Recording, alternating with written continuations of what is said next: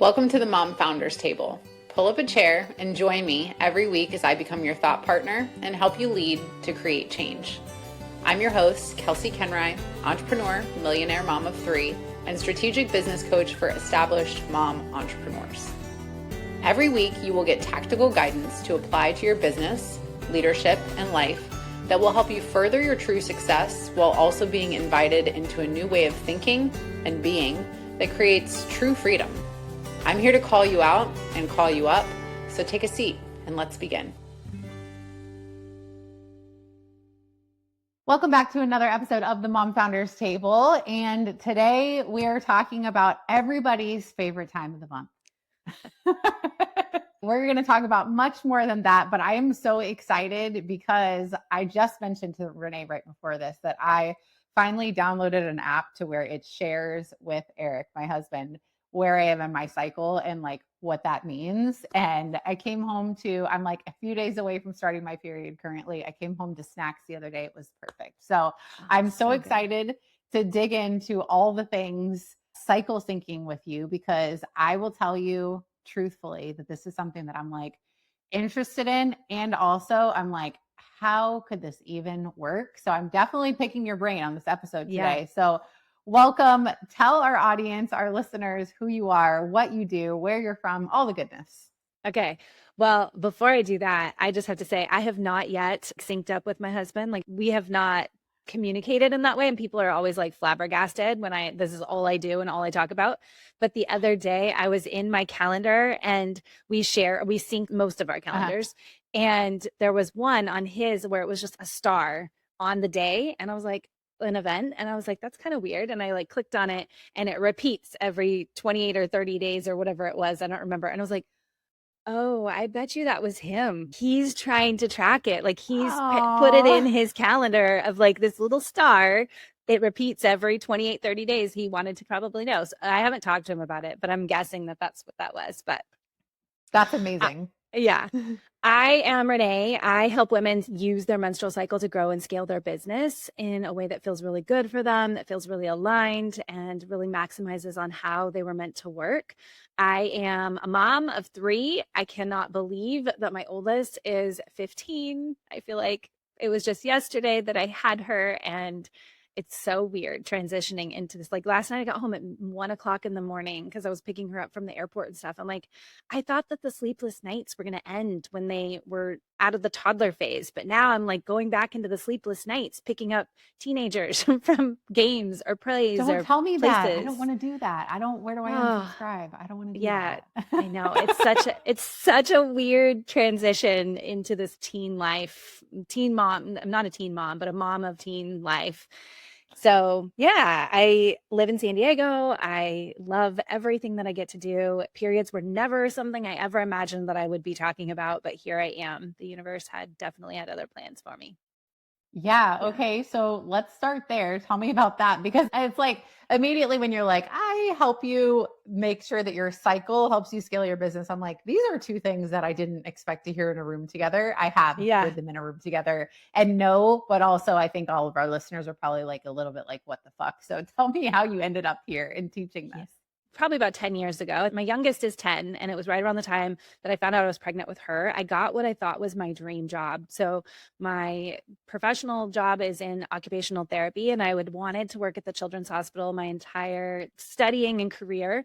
And I finally got offered that position, found out that I was pregnant with her, and also found out my husband had a brain tumor in the same month. And so we spent that next year navigating brain surgery. He started having seizures. There was so many 911 calls, ER visits, like you name it, all of the things that happened in that year. And then a year after that, I had her, and my husband couldn't drive. So for that first year. And so, brand new baby, 3 kids under 6, trying to figure it out, trying to work, then driving him back and forth to work every day. It was just chaos. But that was the wake-up call for me of really realizing like we're never guaranteed tomorrow. And so much of us, like so much of how I was living in that season was one day when things get easier, one day when the kids are sleeping through the night, or one day when the kids are in school, or one day when we're making more money. Or it was always this future oriented. Like I've learned I'm a very future oriented person, but there was so much of I'm surviving now for the hope that one day something's going to be great. And so Mm. going through that, realize like we are never guaranteed tomorrow. We are never guaranteed tomorrow. Like you or I, like today could be our very last day here. And are we living it the way we want to be living it?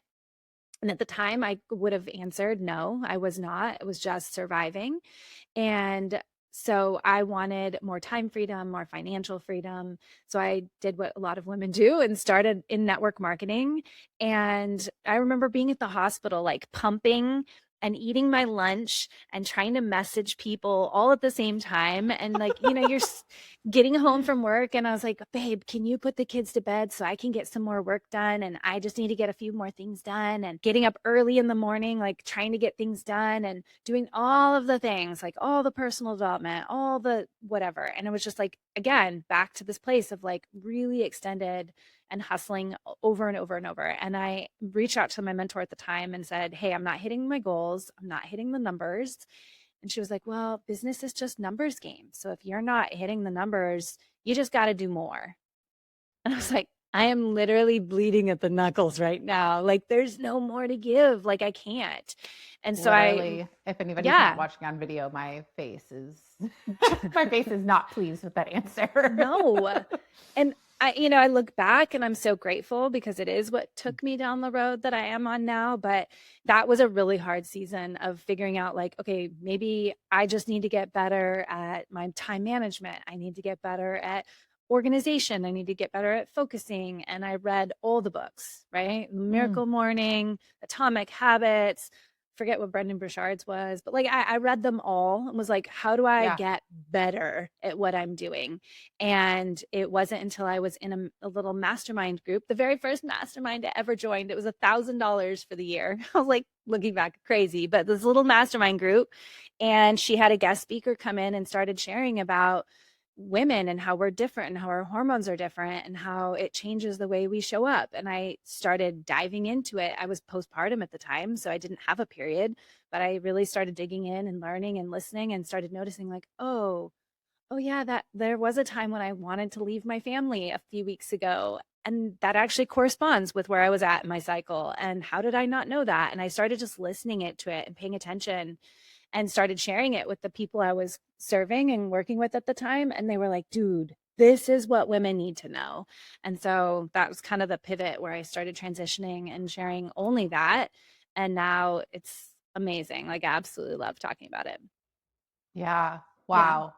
There's so much. I'm like, I want to take this in 18 million different directions right I now. know. It's I just like, talked for a really long time. no, it's so good though, because I think there's so many people can see themselves in what you just said, to where it's like, whether they have been told by a coach or a mentor to do more. And like, that's Mhm. the kind of stuff the industry, I'm so far outside of the industry. I don't even group myself as any sort of business coach. I'm like some sort of alien, I think. But I'm like, how could you ever, just Yeah. like, to me, it's like, I have a client who messaged me yesterday and she was really struggling. And it was like, I came back to her. She's talking about all this business stuff. And I was like, hold up, let's dig deeper here. And what I'm wanting to ask you is, are you nourishing yourself? Tell me what your sleep, Mhm. your nutrition, your hydration, and your movement looks like. And she wrote me back and she was like, you are phenomenal at what you do. And it was like something so simple, but I digress. I just think it's Yeah. like, that's the kind of stuff to where it's like, because we're so programmed that way. And like, I'm doing the best that I can to deprogram as many women as possible with this, but it's like, we just think that the only answer is to continue pushing, and we physically reach that point where we can't. So Yeah. you reached this point, Mhm. you had this awakening moment of recognition that like, oh, I'm actually built differently. You dove into the research. And so what have you found? What have you discovered? What are you teaching people? Yeah. Yeah. I just want to highlight on your comment you said about like, have you been nourished? I actually just got off a call with my clients right before this, and I was telling them, I was like, I have not wanted to work all week. And yesterday I wasted my entire day trying to move my Excel tracker sheets into ClickUp. And I spent all day doing it, putzing around, whatever, because I didn't want to actually work, but I felt like I needed to be doing something. And I realized I was like, why do I feel so resistant to working this week? What is it that I just don't feel creative? I'm in my follicular phase, which I'll tell you should be my prime time for getting stuff done, but I'm not feeling it. And I was like, I haven't showered in 5 days. I haven't actually taken a shower. No wonder I don't Yeah. feel like showing up. It's like the simplest things that we don't even think about. But it's like Mhm. when you haven't taken a shower and gotten dressed for 5 days, why do you think that you're going to want to work? Like, it's just crazy. But yeah, so men and women have vastly different hormone cycles. So men have testosterone. It functions on a 24-hour rhythm. So every day they wake up with a fresh dose of testosterone, and it kind of like wax and wanes as the day goes on. They go to bed, they wake up with a fresh dose of testosterone. So when we look at the rhythms of the earth, like for instance, the sun and our daily habits, like that functions really well for men. So there's a lot of push for consistency. There's a lot of push for habits, and there's a lot of push for all of these things that function on that daily rhythm, which really men do thrive in that setting because that's the way their hormones are functioning. If you looked at them Monday today versus Monday 6 months from now, their hormones are probably going to be relatively in the same place. Mhm. Women, however, have estrogen, progesterone that plays out in a monthly cycle. So we follow a little bit more like the moon, where there's times that we're fully visible and times when it's gone and not there at all. Estrogen tends to feel more like testosterone, makes you want to get up and go, makes you feel really confident, makes you want to tackle your to-do list, come up with new ideas, create new things. And progesterone is sometimes the opposite. It's like, why am I doing this? I don't know what I'm doing. I don't know how to do this. I'm failing at everything. I'm going to burn everything down. The crazy All, lady. yeah, all I want to do is hang out on the couch and not talk to anybody. And so they can feel very, very, very different. And I know most women know that, right? Most women are like, oh, yeah, if I actually sat and looked at it, I could probably see that there's a pattern in how I'm showing up. But we've, as a society, kind of labeled that luteal phase and the menstrual phase as bad weeks. So women will come to me and they'll Mm. like, I've got 2 great weeks. I go hard, I push hard, I do all these things, and then I crash and I can't do anymore and I don't want to do anymore. And so I hibernate for 2 weeks. What's happening in that is we're missing out on the strengths of each of those different phases because we've idolized, like men, the testosterone that's like every day. We think that we need to be functioning in that follicular phase all the time when Mhm. really our rhythm is just this 4 phase cycle that really changes how we show up through the month, and that each of the different phases there are things that we can do and are things that we can focus on, and when we do, we get them done faster, it's easier, we feel more aligned, everything just feels so much better. Yeah, I feel like everybody listening probably it's like so validating, right? I know for me, just understanding where I am in my cycle makes a huge difference. And I think there's a Mm-hmm. level of awareness that just is so helpful to where previously, like you said, like I'm a former athlete, right? So anytime where this is just what I do. And when I'm training for like powerlifting meets and stuff, the cycle doesn't essentially matter. And that's why I Yeah. don't know if you're familiar with Stacey Sims, but I love her because she's Yeah. always like, we're females. It has to look different. But I think it's very validating to just understand that like you're Mm-hmm. not made to operate that way. But I love the perspective that you have because I think a lot of times that feels we can know that. And then we can Mm-hmm. say, but yeah, I don't want to be, when we look at the sexes, right? I don't want to be less than because I'm a Mm-hmm. female, because I have this period of like hibernation, if you will. So I love what you just said about the strengths in each part of the Mm-hmm. phase. Can you share with me what those are? Yeah, and when we look at it, like men operate in this place of they can do a little bit every day. And women are sometimes like we gush all at one time and then Yep. that pull back. So, I had an analogy one time I did on social media of a cup. You could pour a little bit of water, pour a little bit of water, pour a little bit of water. You could keep pouring a little bit of water every day and end up with a full cup. Or you could pour it all at one time and then sit back and watch the cup just be full. And that's more of how women operate. So we have 4 phases that are made up in our cycle as we move throughout the month. The first one, most of us probably know, is that menstrual phase. It's a time when we're actively bleeding. So Mhm. physically, as you lose blood, you're losing iron, which can sometimes impact how much energy you feel and how even just losing the blood, it's draining. There's a little bit of an exhaustion there. So oftentimes it's not the time when we want to crush our biggest goals at the gym. It's not the time that we want to push really hard in business. It's a little bit more of this recharge is what I call it. Like really focusing on how do we recharge during this phase. That doesn't mean you have to sit back and do nothing. I've actually found now, as more and more I've worked with this, like that phase is tends to be our most intuitive time. So what Mm. happens for most women is that we're caught in this like go, do, achieve, get it done, check all the boxes all the time, that we really don't actually pause to listen to what we need or where we want to go or what that biggest vision for us is. And so this phase really becomes, I call it like the visionary phase now, like it's your CEO phase. It's the time for you to cut the noise from everybody else, everywhere else, like tune back into you, slow down, recharge yourself physically, mentally, emotionally, and it's oftentimes where we come up with our biggest, greatest ideas. We shed things that we didn't need anymore. We let go of things where we're pivoting. We like reorient to our goals, our visions, like what we're actually doing. And if we look at the most successful people in business, that's what they do. They're like so hyper fixated and focused on their vision and the goals of where they're going that the extraneous to dos, the busyness, the busy work, like the stuff that we think is urgent that needs to get done, it's not really. Like even me yesterday, like spending all day wasted on trying to migrate tasks. Like that was a pointless task that does not serve the end point of my goals in my business. Like it didn't need to be done.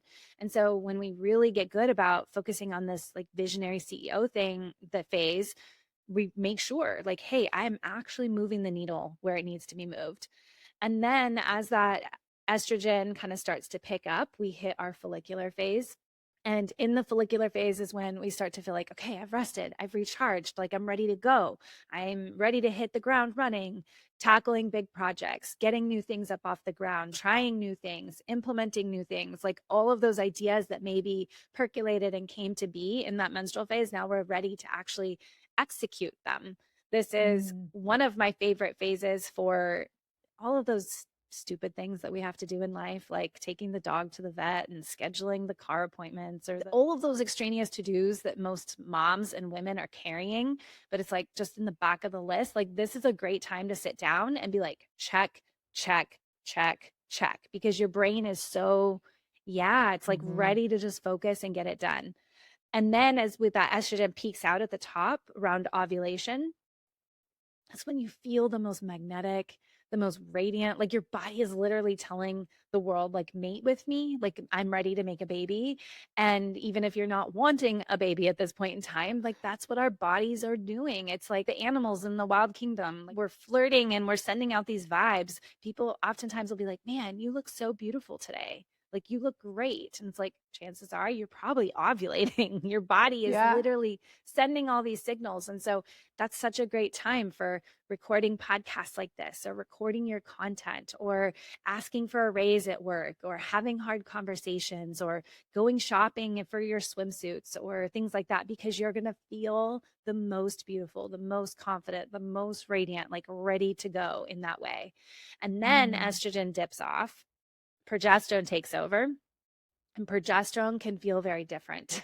It's like we said before, it's this one that, has a lot of emotion attached to it. It has a lot of doubts. It can have a lot of fears. It can have a lot of triggers, like all these things kind of surface.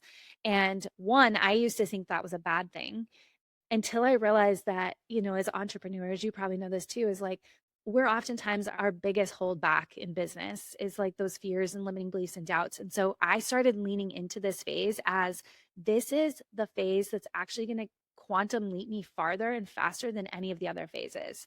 Because if I actually take the time to listen to, why do I feel this way? Why do I feel burnt out right now? Why do I feel overwhelmed right now? What's not working for me? And actually sat with it, it created so much clarity in terms of things that needed to shift, things that I needed to let go of, things that weren't working for me, and actually allowed me to process maybe old stories or old beliefs or old emotions, or actually just allow myself to feel what I was feeling instead of trying to squash it all down, ignore it, and pretend like it wasn't happening.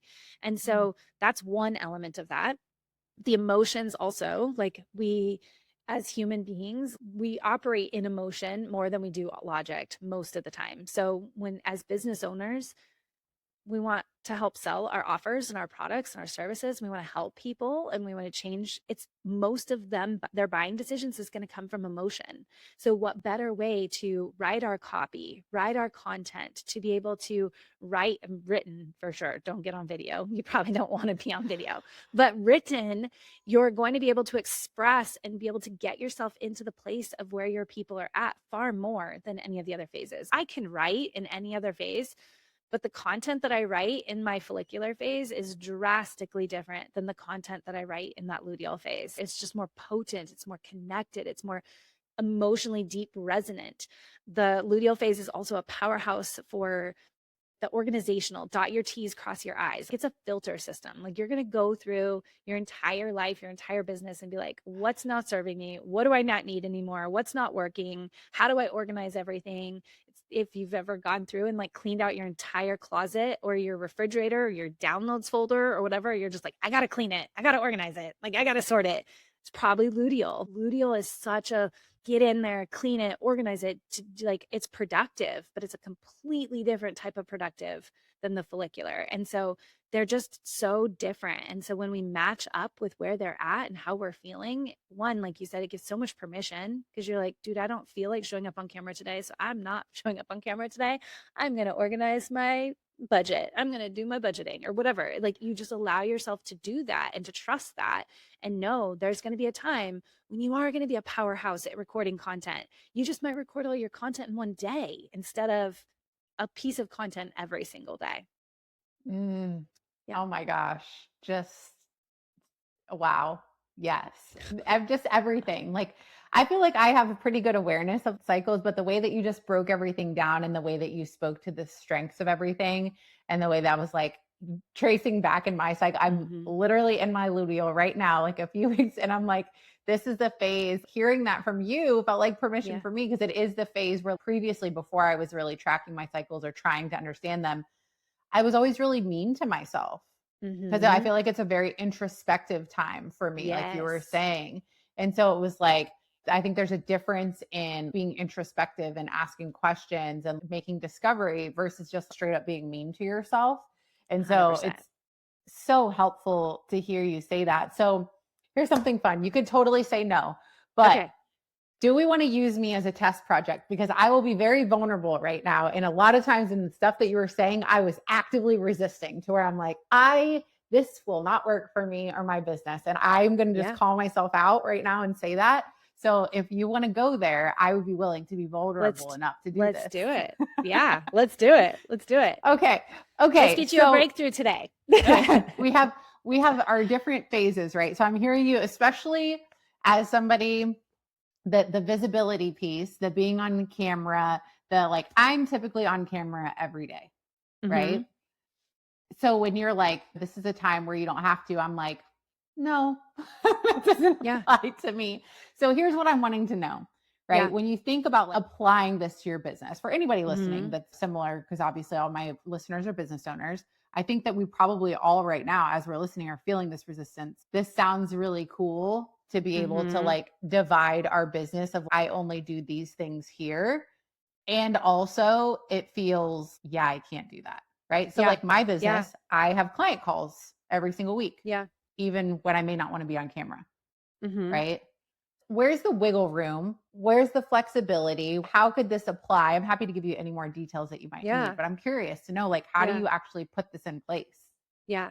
Well, I'll be honest that I probably am in the same boat where I take client calls when I'm in my period or things like that. And so what I think is the most important piece of this is less of like, how do I reconstruct my entire business and everything into these boxes of this is where I'm performing, and more back to what you said about the awareness and making micro shifts and making micro changes. You know, maybe you do have your client calls every day of the week, but maybe you choose not to do so, you may be like, I'm going to actually batch a little bit of my social so that I don't have to do that. Or I'm going to maybe just reorient my podcast recordings.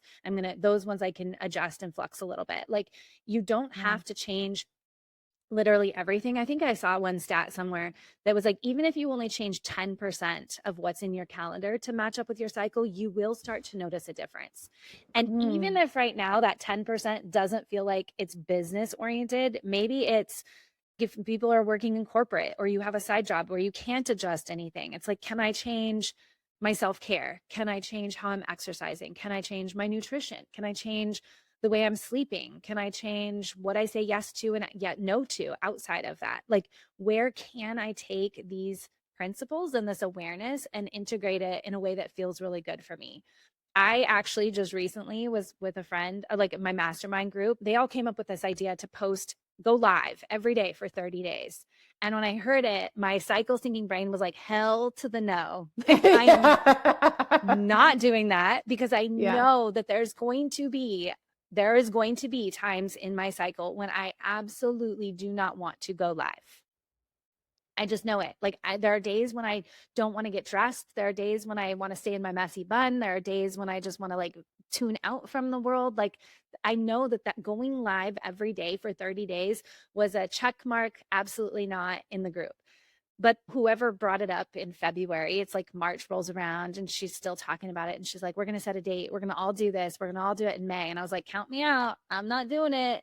And then I sat with it for a little bit and was like, how could I make that fun? What could that look like for me? And how could I honor where my body's actually at and what I'm feeling and still Mm. kind of engage with this and still be a part of it? And so what it did was just change the expectations that I had of that. So originally, me going live every day felt like, oh, I'm going to have to be put together and I'm going to have to know what I'm going to talk about. And it's going to have to be this perfect curated thing. And instead, it transitioned into, I'm actually going to do 30 days of what it really looks like to go throughout your cycle and what that actually feels like. And so there were days that I went live in the dark in my car while I was waiting at a kid's soccer game with a messy bun, hadn't showered in probably 3 days. I Mhm. just let it be what it was and changed the expectations of it. So I think if you even look at that, of like, how can I, one, just be aware of where I'm at? And just even Yeah. just the permissioning, just like you said, I'm just going to take a deep breath and know, like, hey, I was spiraling a little bit. And that's just because that's where I'm at in my phase right now. And I'm going to give myself a little bit more grace. I'm going to give myself a little bit more permission. That's one piece of that. That alone can change so much for women. Two, start making micro shifts and adjusting even just small little pieces, small little changes. You're like, I'm going to just block out this one morning of my week during the luteal phase and just have nothing on there just to give myself a little breather break. Or maybe I'm going to make sure I'm actually taking lunch and not just working through my lunch. I'm going to go for a walk outside in between my calls, like little micro shifts that you could do to help us support that. And then the third one would be just changing the expectations, like honoring those of where you're at throughout your cycle, throughout the whole month. Does that help? Mhm. No, that's super helpful. And I'm sure it's helpful for everybody to listen to, because I think that a lot of times we are just such black and white thinkers of Yeah. like, okay, so when I do this, that's the way that my competitive athlete brain is like, oh, Yeah. so for me to get a gold star here, it needs to look exactly like this. So being Yeah. able to have the permission of just, okay, alter some things. And even thinking back to the micro shifts of, okay, Mm-hmm. I generally will get dressed and put some makeup on and like do my hair. But like during my luteal phase, I don't as much. I only will Mm-hmm. get ready like if I'm going to be on camera. So I think it was interesting because I was listening and I was like, yeah, I think I kind of do that already. So maybe I'm not Mm-hmm. giving myself enough credit for what I'm doing well already. So it's just interesting to hear, that we can make those shifts. And I think that as women and especially as entrepreneurs, it's more about that permission that we give Yes. ourselves. So like your Yes. live example was such a great example of like, we forget, and I tell my clients this all the time because my clients have been in business for a long time. They're established, like the money's there, like they've reached a lot of the milestones. And so it's yes, but for who and for what, and do you actually want that? And a lot of the urgency and the stress that you're feeling is self-imposed. And so how do we walk this back to actually figure out, why is that happening? Why are you putting that pressure on yourself? Because it doesn't actually need to be there, but there's a level of comfortability that we have with that, of just like being the person that everybody's dependent on, and being the person that's always like doing all the things and doing too much and overcommitting. It's like becomes part of our identity. And I think it's probably deeply, I've found in my clients that like that's really the deeper level stuff, is like we are redoing their infrastructure of their business and helping them evolve the business to get where it needs to be, but also the identity level work. Because I feel like you probably see that too, to where you get the resistance, and that resistance is coming from a place of who they think they need to be to succeed. Totally, totally. I think, and what I've learned as I've taught women about their cycles and things like that, my program has evolved and like changed too, because originally it was just teaching how do we actually integrate this into calendar and how does this look like in our to-do list. And then what I learned and discovered is like the cycle and learning to listen to it is just the gateway for us as women to really start listening to who we are and what we want.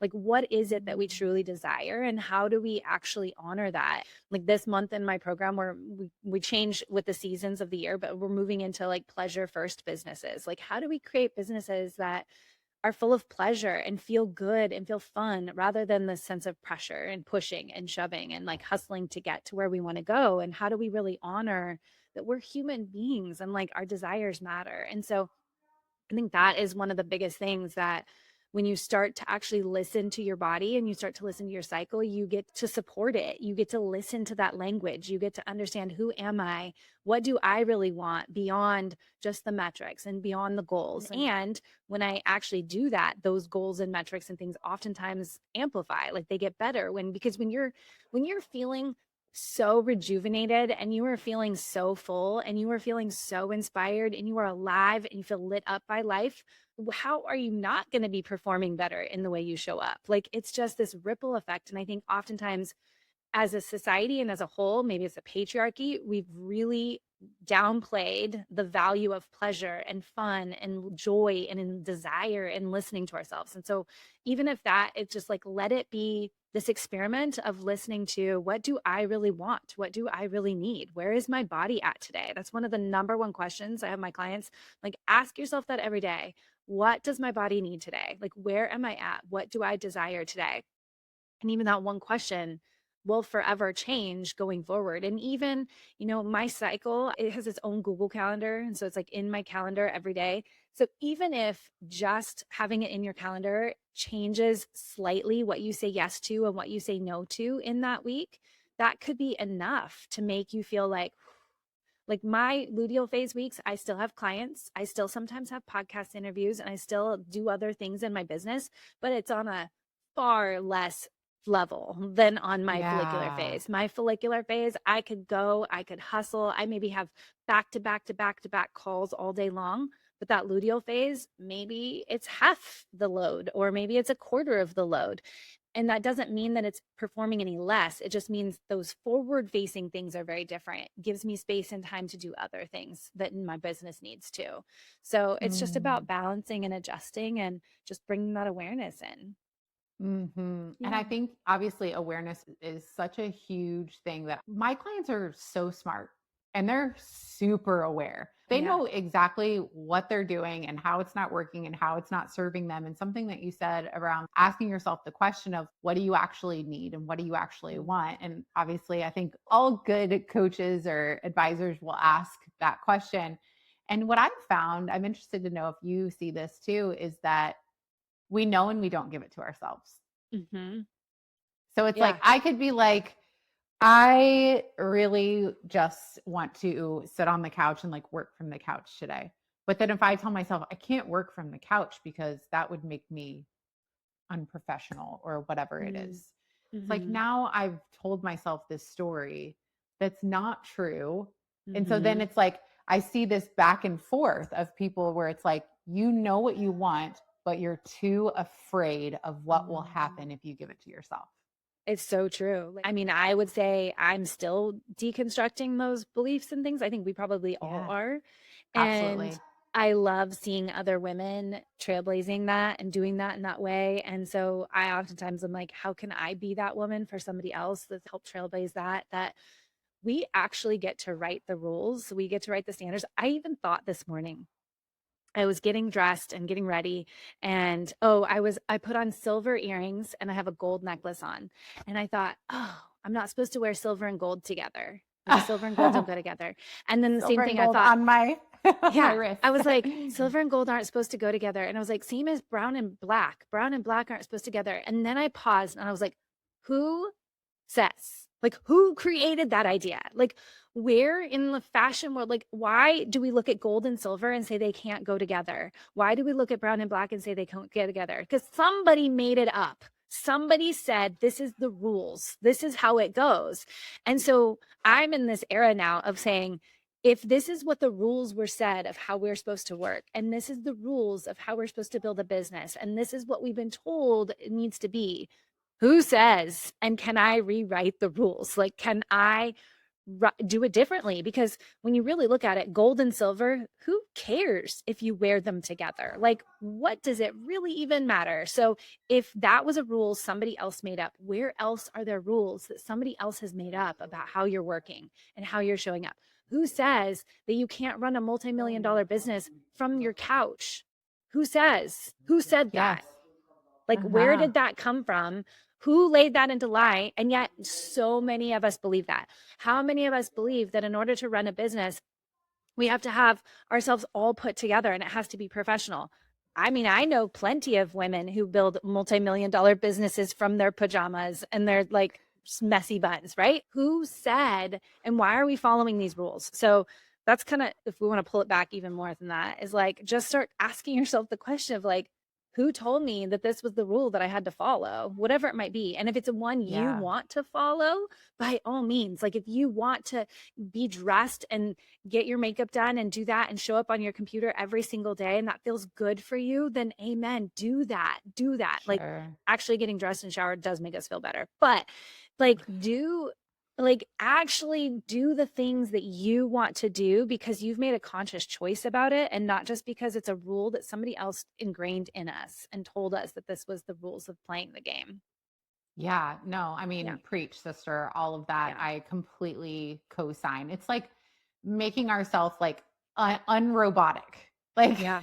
reintroducing the fact that we have a choice. And I think that's the Mhm. biggest thing that I always try to tell people. I'm like, where you are, your reality right now, your circumstances are literally a product of your choices. If you don't like it, you can choose differently. It may Yeah. feel scary. It may feel foreign. It may feel wrong. In fact, it probably will always feel those things because our brains want certainty. And that's why we always go back to the things that we know because that feels safe to our brain, even if it feels awful. And so, what Mhm. I have found is that the only way for us to show ourselves that we can be disruptive or do something different is we have to do it scared. We have to be Yeah. like, okay, I realize that this doesn't feel good to me. I realize there are those rules, those stories, whatever. And also, I'm going to have to put myself in this situation where it's like, I tell my clients this, I'm like, I'm going to hold you accountable. You're not going to want to do this. This is going to feel, even if we're bringing their schedule back from a lot of my clients are overworking. So I'm like, we're going to redesign your schedule. You're going to work probably 10 or 20 hours off. And they're like, there's no way. There's no way that, Yeah. and I'm like, I hear you. And let me just hold you through this discomfort so you can give yourself, your brain, the data that you can, because that's what we're seeking. So Yeah. I love the permission that you're giving people and that you're reminding them that you get to make the rules. And I love just being able to understand and hear you speak about like it can be these micro changes. So just Mhm. understand your cycle. So for my Mhm. listeners who are so like, okay, I want to figure this out, how can they find you? Where can they follow you? Yeah, I would say the best place, like my favorite place, is on Instagram. So if you just follow Renae Fieck over there, I am on most of the other platforms with the same handle, like Renae Fieck. So you can find me anywhere. I would love to gift your audience like a free copy of my book if they would love to get that. They just cover shipping and handling. So if you're listening and you want that, you can go to reneefieck.com/free book. And otherwise, yeah, come hang out with me on Instagram. It's a great place. Yeah, that is so amazing. Yeah. We'll definitely put all the links in the show notes for you guys. Thank you so much for sharing your wisdom, for letting me be like, okay, how does this work for me? And Yeah, giving me some totally. new insights too. It's so, so valuable. And is there anything, knowing who our audience is there any last piece of advice that you Mm. would like to leave them with today?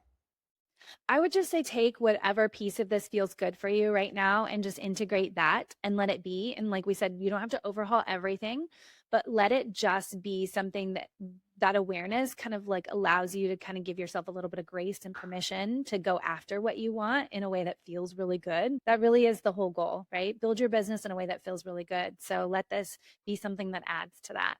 Yeah. Yeah. Thank you so much for your Yeah. time today. I'm so glad Thank to you. know you, and I look forward to us staying connected. And yeah, thank you so much for your time today. Yeah. I appreciate it. Thanks so much for having me.